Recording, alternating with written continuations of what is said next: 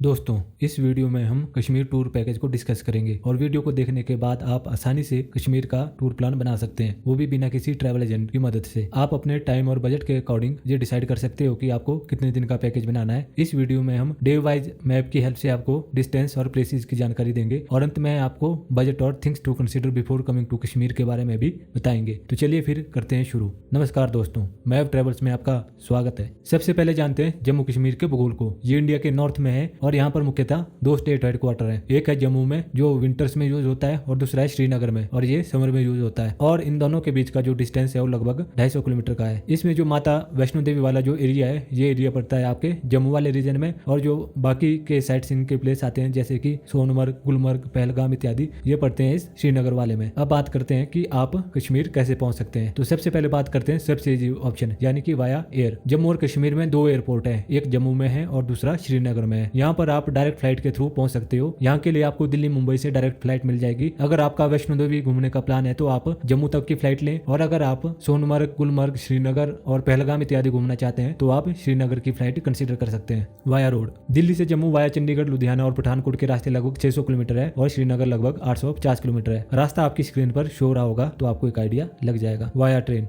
अगर आप ट्रेन से आना चाह रहे हो तो आप जम्मू तक ट्रेन में आ सकते हो और उसके बाद आप वाया रोड ही श्रीनगर तक जाएं। यहाँ से श्रीनगर के लिए कोई डायरेक्ट ट्रेन रूट नहीं है। जो श्रीनगर की ट्रेन आपको मिलेगी वो मिलेगी बनिहाल से, पर इसके लिए आपको जम्मू से बनिहाल तक वाया रोड ही आना होगा। तो सबसे इजी ऑप्शन आपके लिए यही रहेगा कि आप जम्मू तक की ट्रेन से आए और उसके बाद आप अपनी कैब बुक कर लें। अब बात करते हैं डे टू डे आइटनरी की। अराइवल इन श्रीनगर, हम ये मान के चलते हैं कि आप पहले दिन श्रीनगर में पहुंचेंगे वाया रोड और फ्लाइट। इनकेस अगर आपकी ट्रेन जम्मू तक की है तो आपको जम्मू रेलवे स्टेशन के बाहर से ही श्रीनगर तक के लिए शेयरिंग कैब्स भी मिल जाएंगी। तो हम ये मान के चलते हैं कि पहले दिन आप श्रीनगर पहुंचेंगे। Day 2 Srinagar to Sonamarg day trip. अपने इस ट्रिप के इस दिन आप जाइए सोनमर्ग के लिए। सोनमर्ग श्रीनगर से लगभग 80 किलोमीटर है और सोनमर्ग पहुंचने पर आप इस छोटे से टाउन को एक्सप्लोर कीजिए। अगर आप सोनमर्ग का डे ट्रिप ले रहे हो तो आपके पास मेनली 3 ऑप्शन है। पहला ये है कि आप सोनमर्ग की अपनी लोकल मार्केट को घूमिए और सलबल एक विलेज पड़ता है यहाँ से, उसको आप एक्सप्लोर कर सकते हैं। दूसरा है कि आप थाजीवास ग्लेशियर के लिए 3 किलोमीटर का ट्रैक कर सकते हो और यहाँ तक आप हॉर्स राइड के थ्रू भी पहुंच सकते हो और बर्फ से लदे हुए पहाड़ों का दीदार कर सकते हो। और हम भी यही रिकमेंड करते हैं कि आप अपने सोनमर्ग ट्रिप के दौरान थाजीवास ग्लेशियर जरूर जाएं, क्योंकि ये एक मस्ट विजिट प्लेस है अगर आप सोनमर्ग आ रहे हो। हाँ, ये जरूर है कि यहाँ आने के लिए आपको घोड़ों वालों से थोड़ा बार्गेन करना पड़ेगा, और अगर आप फिट हैं तो आप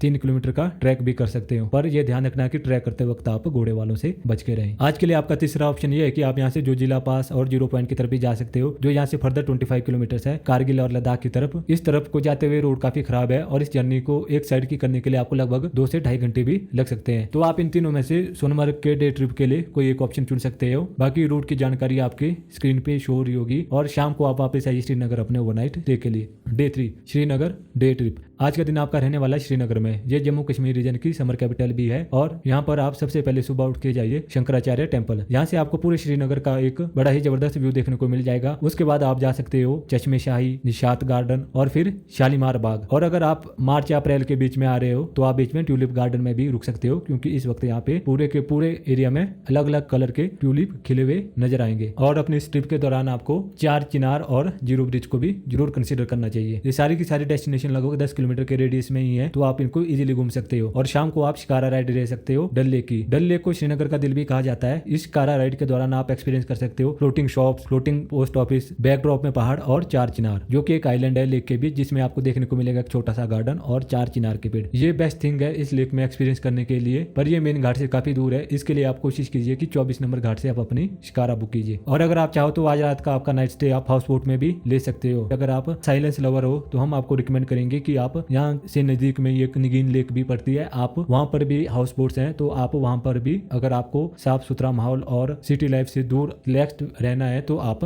निगीन लेक में भी अपने हाउस बोट में रह सकते हो। Day 4 day trip to Gulmarg. आज के दिन आप जाएंगे गुलमर्ग का साइट सीन करने के लिए। ये लगभग 50 किलोमीटर है श्रीनगर से। और आप एक बात ध्यान रखना कि गुलमर्ग के साइट सीन के लिए आपको अलग से कैब करनी होगी। जिस कैब में आप गुलमर्ग तक आए होंगे उसमें आप यहाँ पर घूम नहीं सकते। उसके लिए जो यहाँ के लोकल टैक्सी यूनियन है आपको वहीं से कैब हायर करनी होगी। कहते हैं कि कश्मीर का जो आपका आपका ट्रिप है वो बगैर गुलमर्ग के पूरा नहीं होता। गुलमर्ग बहुत ही खूबसूरत है और फेमस है अपनी गंडोला राइड के लिए। ये एशिया का सबसे ऊंचा और बड़ा केबल कार प्रोजेक्ट है और वर्ल्ड का लगभग दूसरा, और ये लगभग 2 फेजेज में ऑपरेट होता है। पहला है गुलमर्ग से कंगडौरी स्टेशन तक, ये 2600 मीटर का है और इसको कवर करने में आपको लगभग 9 मिनट लगते हैं। अगर आपको इस पहले फेज में बर्फ मिल जाती है तो आपको दूसरा फेज करने की जरूरत नहीं है। और जो आपका इसका दूसरा फेज है वो है कंगडौरी स्टेशन से कंगडौरी माउंटेन तक, ये लगभग 3747 मीटर का है और इसको कवर करने में आपके लगते हैं लगभग 11 मिनट। एक बात का विशेष ध्यान रखें कि इस गंडोला राइड या केबल कार को एक्सपीरियंस करने के लिए आपको इसको ऑनलाइन बुक करना होगा, क्योंकि हैवी डिमांड के चलते इसकी टिकट 1 महीने पहले ही एडवांस में बुक हो रही है। तो बुकिंग वेबसाइट का लिंक मैं डिस्क्रिप्शन में डाल दूंगा, तो आप खुद बुक कर सकते हैं इस राइड को। अभी के लिए इसके फेयर है फेज 1 के लिए 920 पर पर्सन और फेज 2 के लिए लगभग 2070 पर पर्सन विद रिटर्न टिकट। इस राइड को और गुलमर्ग को एक्सपीरियंस करने के बाद आप शाम को वापस आएंगे श्रीनगर अपने नाइट स्टे के लिए।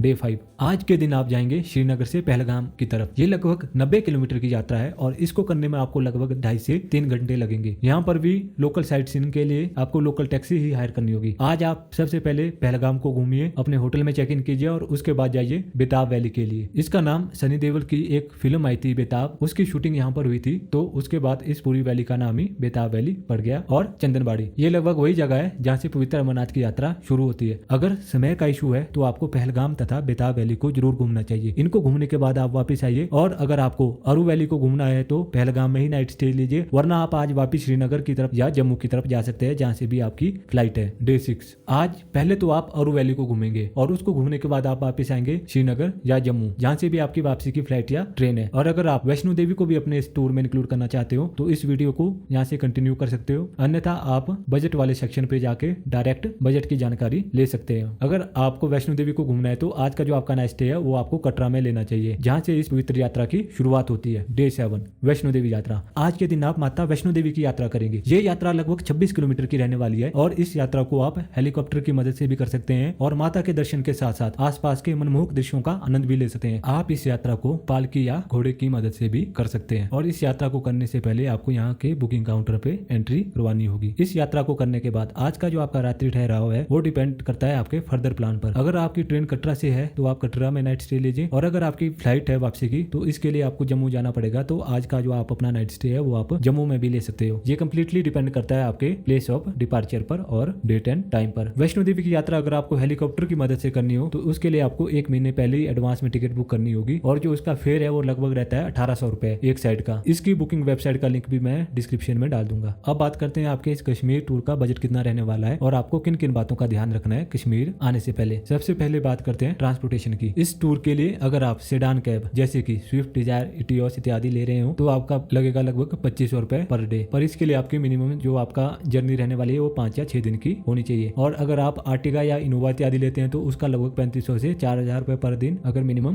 5 दिन का टूर है तो। और आपको एक बात ध्यान में रखनी होगी कि गुलमार्ग और पहलगाम इत्यादि स्थानों पर ये कैब आपको नहीं घुमाएगी। वहाँ घूमने के लिए आपको वहीं की टैक्सी यूनियन से कैब हायर करनी होगी, जिसके चार्जेस शुरू होते हैं लगभग 2000 पर डे पर प्लेस के हिसाब से। तो इस पूरे ट्रिप के लिए टैक्सी बुक करने से पहले अपने वेंडर से ये कंफर्म कर लें और उनसे रिक्वेस्ट करें कि वो लोकल साइट्स जैसे कि गुलमर्ग और पहलगाम इत्यादि में भी टैक्सी बुक करके दे और उसको इंक्लूड करके ही आपको एक फाइनल प्राइस कोट करें। बाकी कश्मीर में आपको शेयरिंग कैब की ऑप्शन भी मिल जाएगी, पर उस केस में आपके पैसे भी ज्यादा लगेंगे और समय बर्बाद होगा वो अलग। तो हम तो यही रिकमेंड करते हैं कि आप एंटायर ट्रिप के लिए एक अलग से कैब बुक करके रखें। अब बात करते हैं होटल की। तो कश्मीर में जो होटल के रेट है वो फिक्स नहीं रहते। अगर टूरिस्ट कम है तो आपको 800 से 1000 रुपए में भी कमरा मिल जाएगा, पर अगर टूरिस्ट ज्यादा आ गया तो आपको वही कमरा लगभग 2500 से 3000 रुपए में मिलेगा। तो आप अच्छे से एडवांस में ही होटल बुक कर लें। लोकेशन का ज्यादा मैटर नहीं है, क्योंकि आपके पास अपनी पर्सनल कैब तो रहने वाली है घूमने के लिए एंटायर ट्रिप के लिए। तो आपको जहां पर भी अच्छी डील मिले आप वहां पे अपना होटल बुक कर लीजिए और अपने होटल को आप विद ब्रेकफास्ट ही बुक करें। हम तो आपको यही रिकमेंड करेंगे। तो यहाँ पर हम आपके लिए 6 रातें और 7 दिन का एक बेसिक फेयर कैलकुलेट करके बता रहे हैं, ताकि आपको एक आइडिया लग जाए कि आपका कितना खर्चा हो सकता है। टैक्सी का आपका 7 दिन का रहेगा लगभग 2500 रुपए पर डे के हिसाब से 17,500 रुपए, और एक दिन के लिए आपको गुलमर्ग में टैक्सी हायर करनी पड़ेगी, उसका लगभग 2000 रुपए। पहलगाम में आप 2 प्लेसेज को कवर करेंगे, अरू वैली और बेताब वैली तथा चंदनवाड़ी। इन दोनों का लगभग 2000 पर डे के हिसाब से 2 दिन का टोटल होगा आपका 4000 रुपए। इस ट्रिप के दौरान आपकी 3 रातें श्रीनगर में रहने वाली हैं, तो उसका लगभग 2500 रुपए पर नाइट के हिसाब से 7500 रुपए। आपका जो एक नाइट का स्टे है वो हम रिकमेंड करते हैं कि आप श्रीनगर में हाउस बोट में लें, उसका लगभग 3500 रुपए। पहलगाम में आपका लगभग 1 रात का स्टे रहने वाला है, उसका लगभग 3500 रुपए। तो अगर आपकी जम्मू से वापसी की फ्लाइट है तो आपका जम्मू में रहने वाला है लगभग 1500 रुपए, और अगर आपकी श्रीनगर से वापसी की फ्लाइट है तो उसका आपका रहने वाला लगभग 2500 ₹2500। जो गुलमर्ग की आपकी गंडोला राइड है उसका जो फेयर है वो रहने वाला है लगभग ₹920 फेज 1 के लिए, ₹2070 फेज 2 के लिए, जो टोटल होता है लगभग ₹2990। और 2 लोगों का अगर मिला ले हम तो ये आपका बन जाता है लगभग ₹5980। इसके अलावा श्रीनगर में शिकारा राइड प्लस आप घोड़े इत्यादि भी करेंगे उसका आपका अलग से रहता है, और उसके साथ साथ आपका डिनर और लंच का अलग रहने वाला है, और जो आप एडवेंचर एक्टिविटीज करने वाले हो यहाँ पर अलग अलग जगहों पे उसका भी आपका अलग अलग रहने वाला है। और यहाँ आने से पहले आपको विशेष ध्यान रखना है कि टैक्सी ड्राइवर या लोकल वेंडर जैसे कि घोड़े वाले या ट्रैवल इंडस्ट्री से जुड़े अन्य लोग जो एक्टिविटी वगैरह कराते हैं आपको फोर्स करेंगे कि आप उनसे सामान ले लो, तो पहले तो आपको उनको मना ही करना है। और अगर आपको लगे कि वो सामान लेना आपके लिए बहुत ही जरूरी है तो अच्छे से बार्गेन करना है आपको और उनसे वो सामान लेना है, नहीं तो आपका जो ट्रिप है वो आपके बजट से काफी ऊपर चला जाएगा। तो दोस्तों जो फेयर चार्ट है वो आपकी स्क्रीन पर शो हो रहा होगा, तो आप अपने टाइम और सहूलियत के अनुसार इसको खुद कैलकुलेट कर लीजिए कि आपका खर्चा कितना आने वाला है। मोटा मोटा ये एक बेसिक आइडिया है, ये बढ़ भी सकता है और घट भी सकता है, ये डिपेंड करता है आपकी बार्गेनिंग स्किल्स पर, प्लस जिस वक्त आप आ रहे हैं उस वक्त कश्मीर में कितना टूरिस्ट का रश है उस पर डिपेंड करता है। और हमने जो होटल के जो फेयर इंक्लूड किए हैं वो लगभग स्टार्टिंग 3 स्टार कैटेगरी के किए हैं। तो दोस्तों इस वीडियो को देखने के लिए बहुत बहुत धन्यवाद। अगर आपको ये वीडियो पसंद आए तो इसको लाइक और शेयर जरूर करें और हमारे चैनल को भी सब्सक्राइब जरूर करें, क्योंकि हम आपसे तो ये एक्सपेक्ट कर ही सकते हैं क्योंकि आप अंत तक हमारे साथ बने हुए हैं। और अगर आपके मन में कोई भी प्रश्न है तो आप उसको हमसे कमेंट सेक्शन में भी पूछ सकते हो या हमसे हमारी वेबसाइट के थ्रू भी कनेक्ट कर सकते हो। हमारी वेबसाइट का लिंक आपको डिस्क्रिप्शन में मिल जाएगा, तो आप हमसे हमारी वेबसाइट के थ्रू भी क्वेश्चन पूछ सकते हैं। इस वीडियो को देखने के लिए बहुत बहुत धन्यवाद।